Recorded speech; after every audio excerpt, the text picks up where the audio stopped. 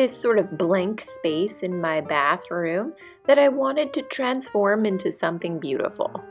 After some internet searching, I came across this idea for a rustic-looking window treatment. But before you get started on any new window treatment ideas, you should always make any repairs that are needed to the walls first. In this video, I'm going to show you step by step how I removed the existing wall anchors so that I could prep the walls for my new window treatment. Here is a complete list of materials and tools that I used to complete this project.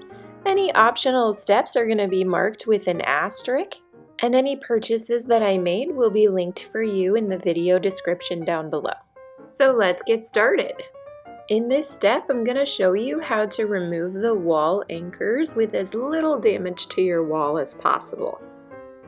You're going to want a screw, any screw, that will fit into the wall anchor. The trick here is that you don't want to screw it in too far. You want to screw it in just far enough so that it's secure into the wall anchor.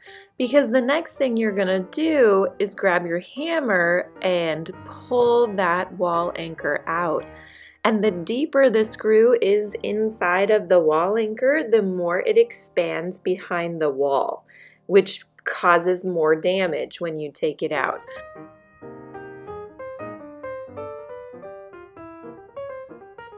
Next, my wall anchors had a lot of paint built up around them, so I'm just going to take my putty knife and scrape that paint off of there and try to get the wall as flat as possible. Then take your putty knife and a glob of wall putty and push the wall putty into those holes, and then use your putty knife to scrape off the excess. And repeat this process as many times as you need to. Then just wait the recommended amount of drying time according to the directions on the wall putty product that you purchased. Before this next step, be sure to inspect your wall putty. Depending on how much you use, it can shrink as it dries. So look for any cracks or look for any places where you might need to reapply. If that's the case, just go through step 2 one more time. But if your wall putty looks good and it's ready to be worked on, then go ahead, grab your sanding block and start sanding that wall putty smooth.